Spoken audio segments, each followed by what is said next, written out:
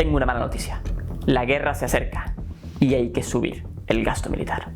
Bueno, en realidad no sé si hay que hacerlo. De hecho, creo que no. Pero no puedo negar la evidencia, y es que nuestro mundo parece abocado a una escalada militar. Los conflictos se multiplican, las potencias se amenazan las unas a las otras, y lo que antes parecía imposible, hoy es habitual. Y en este contexto, el gasto militar en todo el mundo está subiendo, alimentado tanto por el miedo como por la ambición de controlar nuevos territorios. En este vídeo vamos a preguntarnos si tenemos que subir el gasto militar, partiendo de la base de que la guerra es una cosa horrible y que el objetivo último es evitarla.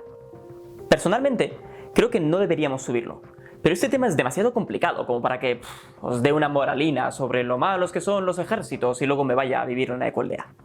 Así que voy a intentar mostrar los distintos puntos de vista y organizar el vídeo en 3 partes.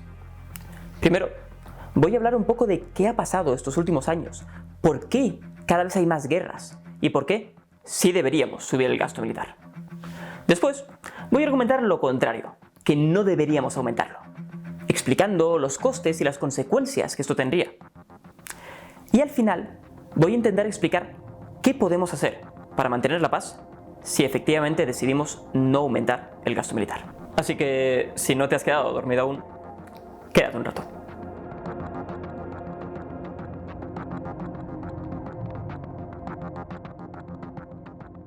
Una primera aclaración. Escribo esto desde España, que tiene una posición particular porque forma parte de la OTAN y ha estado apoyando militarmente a Ucrania. Así que voy a hablar bastante de estas cosas. Pero como sé que muchas de las personas que nos veis en realidad vivís en América Latina, voy a intentar que este vídeo pueda aplicarse a realidades diferentes. Dicho esto, últimamente las cosas se están poniendo feas. Hace más de 3 años que Rusia invadió Ucrania, y en ese tiempo a Israel le ha dado tiempo a atacar Palestina, Líbano, ocupar zonas de Siria y bombardear algún objetivo militar iraní, que respondió con oleadas de misiles.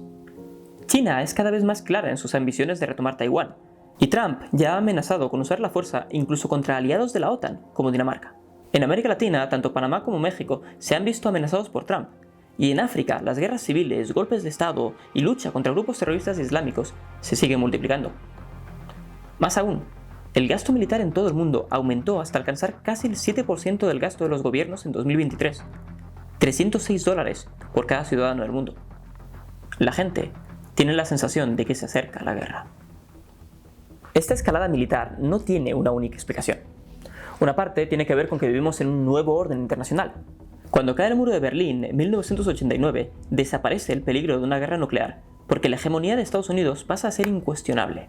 Eso significa que las guerras que ocurren desde entonces o bien son lo suficientemente lejanas respecto a Occidente, como para que, honestamente, no les importe lo más mínimo, o bien son las producidas por ellos mismos, contra estados que no tienen capacidad real de defenderse. Pero hoy vivimos en un mundo multipolar, con múltiples poderes igualados, y esa idea de que hay un árbitro supremo que es el único con derecho a pegar a la gente, ha desaparecido. Ahora hay barra libre de hostias. Al mismo tiempo, hay una cierta normalización de la violencia. Cuando un actor mueve los tanques por primera vez, todo el mundo se escandaliza, pero nos importará menos la próxima vez que ocurra. Así que cada invasión o intervención abre el camino para la siguiente. Así que lo que tenemos son estados que desean expandirse por muchos motivos. Puede ser una potencia en decadencia queriendo recuperar su antigua gloria, como Rusia. Un territorio que se te independizó en su día y no lo llevas muy bien, como China con Taiwán. Ese vecino con el que tienes una historia complicada y que en realidad llevas ocupando su territorio con colonos desde hace décadas, como Israel en Palestina. O incluso una nueva oportunidad geopolítica, aprovechando que el cambio climático hará más navegable el Ártico, como Trump con Groenlandia. ¡Qué casualidad! Ahora el calentamiento global sí que existe. Interesante. En esas circunstancias, el gasto militar puede justificarse como una necesidad defensiva. No es que nosotros queramos invadir a nadie, pero es evidente que otra gente sí quiere hacerlo, y solo lo evitaremos si tenemos suficientes fuerzas y hacemos que una invasión les salga demasiado cara. Un ejército fuerte es la mejor garantía de la paz. Otro argumento en favor del gasto militar tiene que ver no con defenderte a ti mismo, sino con defender a otros países. Yo vivo en España, que está lo suficientemente lejos de la frontera con Rusia como para que se pierdan por el camino o algo así. Pero uno puede argumentar que la invasión rusa de Ucrania sienta un precedente que no puede ser aceptado. no es solo que esta gente tenga derecho a no ser ocupados por un ejército extranjero. Es que si permitimos a Rusia adueñarse del territorio de Ucrania, ¿cuánto tardarán Estados Unidos o China en querer hacer lo mismo con otros países? Al final de todo, ¿estamos seguros de que no nos acabará afectando también a nosotros? Así que aquí van los principales argumentos en favor de aumentar el gasto militar, que se aplicarán de forma distinta a cada país: defensa propia y solidaridad internacional. Pero esto tiene también dos problemas. Primero, nos lleva a una escalada militar, que históricamente hablando han sido más eficaces en generar guerras devastadoras que en evitarlas. Y segundo, esa espiral armamentística tiene costes más allá de la guerra, costes que también suponen vidas perdidas. Así que aquí va la segunda parte del vídeo: ¿por qué no deberíamos subir el gasto militar? Los costes del gasto militar. Quitadme el sombrero de general y ponerme un gorrito de hippie. Vamos a ser pacifistas. El gasto militar es jodidamente caro, y ahora mismo tenemos cosas mucho más importantes en las que gastarnos el dinero. Vamos primero con lo económico. Las tensiones internacionales han llevado a un crecimiento del gasto militar, que en 2023 aumentó un 6,8% a nivel mundial. Eso lo situó en el 2,3% del PIB mundial y un 6,7% del gasto de los gobiernos, y tiene pinta de que seguirá aumentando. La OTAN está presionando para que cada uno de sus miembros alcance al menos el 2% de su PIB en gasto militar, y varios países aún no llegan, como España o Alemania, que están oficialmente en el 1,5%. Y esto, que conste, son los datos oficiales, porque muchas organizaciones piensan que están infrarrepresentados, porque los datos se camuflan en otras partidas presupuestarias. Por ejemplo, el Centro de las estimaba que en 2022 las inversiones militares en España eran más del doble de las anunciadas. Obviamente, este dinero no sale de la nada. Cada vez gastamos más en el ejército, mientras en la mayor parte del mundo vemos una degradación de los servicios públicos y un aumento de la precariedad económica. Todo dinero que dedicas al gasto militar lo podrías estar invirtiendo en mejorar los servicios públicos, la sanidad o la educación, o luchar contra los precios de los alquileres, por ejemplo. Y en realidad, hablamos de mucho dinero. Si tomamos los datos oficiales del gasto militar en España, se podría multiplicar por más de 6 veces todo el presupuesto para cooperación al desarrollo. Y si tomamos los datos del Centro de las, que son mayores, podríamos incrementar en un 70% nuestro gasto educativo. Es más, hay una cosa bastante importante que podríamos hacer con todo ese dinero, que sería invertirlo en el principal riesgo que hoy sufrimos como sociedades. Y ese riesgo no es la guerra, sino la crisis climática. Imaginaos que pudiéramos dedicar la mitad de esa inversión a desarrollar las renovables y la eficiencia energética, a restaurar ecosistemas y adaptarnos a desastres naturales. Sería genial, no solo porque tendríamos mucho más dinero, sino sobre todo porque el propio gasto militar contribuye muchísimo al cambio climático. Sí, efectivamente, el gasto militar es una de esas cosas que no solo nos hacen perder dinero, sino que además empeoran el problema. Esto os sorprenderá, claro, porque ¿quién iba a pensar que mover tanques, construir misiles y estrellarlos contra todo tipo de ecosistemas iba a tener un coste medioambiental? Calcular este impacto es difícil.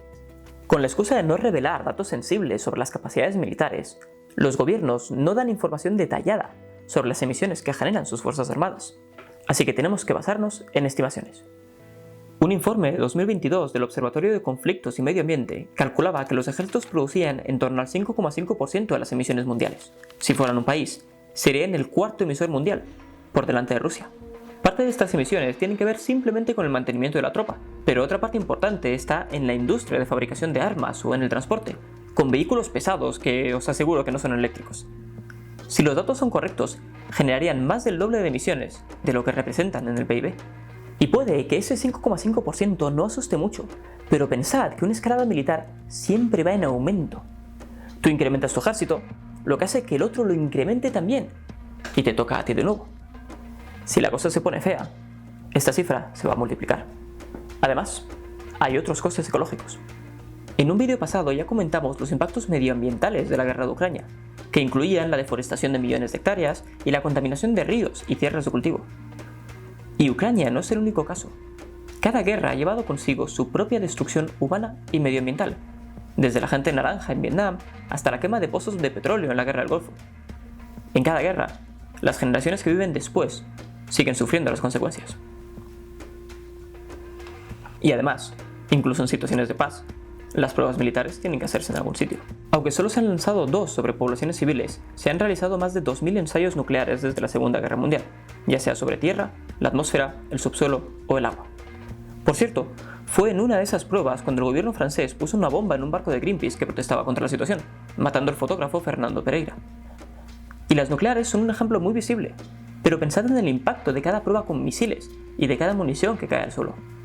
A estas alturas ha quedado una cosa clara: la guerra es una mierda, y no está nada claro que aumentar el gasto militar vaya a reducir sus probabilidades, porque las escaladas militares entran en una dinámica perversa, en la que las tensiones no dejan de aumentar, hasta que eventualmente explotan. Además, incluso si finalmente no se produce la Tercera Guerra Mundial, algo de lo que honestamente estaré muy feliz, un gasto militar desproporcionado contribuirá muchísimo a la crisis ecológica y nos dejará sin dinero para las cosas que realmente necesitamos con urgencia. Así que, si os he convencido, diréis, ok, vamos a reducir el gasto militar. Pero ¿cómo conseguimos que los demás también lo hagan? Y entonces, ¿cómo lo hacemos? Vaya una cosa por delante: no existen los ejércitos defensivos, ni los ministerios de defensa. Todo ejército está pensado para defenderse, pero también para atacar. Y el hecho de que los llamemos de defensa y no de guerra es un poco neolengua, honestamente. Pero aquí voy a asumir que los gobiernos tienen muy buenas intenciones y que lo único que lleva a que crezcan las fuerzas armadas es el miedo a la invasión de otros. Así que un gobierno pacifista estaría dispuesto a disminuir su gasto militar si se da el compromiso de que los otros lo harán. Esto os parecerá poco probable porque el mundo es un lugar jodido y todos son unos hijos de puta. Pero realmente es la opción racional, precisamente porque para desarrollar un Estado no es una buena idea dedicar la mitad de tu presupuesto al maldito ejército. Un ejemplo interesante pueden ser los tratados de no proliferación nuclear. Durante la Guerra Fría hubo varios acuerdos entre la URSS y Estados Unidos para reducir sus arsenales nucleares, y hoy tenemos un tratado de no proliferación de armas nucleares que no es perfecto, pero no está mal. Lo ideal sería tener un tratado que estableciera un máximo de presupuesto dedicado al gasto militar. Pero imaginemos que impulsamos ese acuerdo y algunos estados son poco colaborativos. Hay al menos 2 formas de mejorar la seguridad sin subir el gasto militar: participar en una alianza defensiva y presionar al otro gracias al comercio. Vamos con lo primero: las alianzas defensivas. Al igual que los ejércitos, raramente son solo defensivas, y la OTAN es probablemente el mejor ejemplo. Aunque se creó para defenderse de una potencial invasión soviética, ha intervenido en unos cuantos países. Hoy la realidad es que la OTAN está un poco muerta, por eso de que su miembro más poderoso está amenazando con invadir a todos los demás. Por eso se ha reflotado la idea del ejército europeo. La lógica detrás de una alianza militar es simple: si nos comprometemos a defendernos los unos a los otros, el ejército total que acumulamos es enorme, así que nadie se atreverá a atacarnos. Eso solo funciona si la alianza simplemente es defensiva, así que necesitamos una arquitectura institucional compleja para asegurar que eso ocurre. Como por ejemplo, que toda operación en el extranjero necesite aprobarse por el Parlamento de cada estado. Aquí, el ejército europeo podría ser un buen ejemplo. Son muchos países y suelen estar en desacuerdo en política internacional, así que les costaría mucho más ponerse de acuerdo en atacar a alguien que en defender a un miembro. Al mismo tiempo, estos ejércitos podrían disponer sobre todo de armas que son mayormente defensivas, como por ejemplo armas antiaéreas más que aviones de combate, lo que se puede llamar defensa no ofensiva. Básicamente, la idea es la siguiente: si la mayor parte de las armas son mejores para defender que para atacar, los incentivos a atacar se reducen, porque saldrás perdiendo. Poco como jugando al Risk, aunque ahí claramente no funciona. Groenlandia es mía. En las condiciones adecuadas, las alianzas militares pueden permitir reducir los gastos militares. De hecho, podría ser incluso una obligación dentro de la alianza si nos ponemos ambiciosos, establecer un máximo en lugar de un mínimo de gasto militar. Por ejemplo, en el 1% del PIB. Pero supongamos que esto sigue sin funcionar, que nuestra alianza está bien, pero aún tenemos que conseguir que las potencias imperialistas reduzcan sus presupuestos militares. Se acabaron las palabras bonitas y toca hablar de guerra comercial. Pensad de nuevo en el caso de Rusia. Después de la invasión se le impusieron sanciones comerciales por parte de la Unión Europea, pero claramente no fueron muy fuertes, porque en 2024 la UE seguía gastando más en comprarles gas y petróleo que lo que se gastaba en ayuda militar a Ucrania.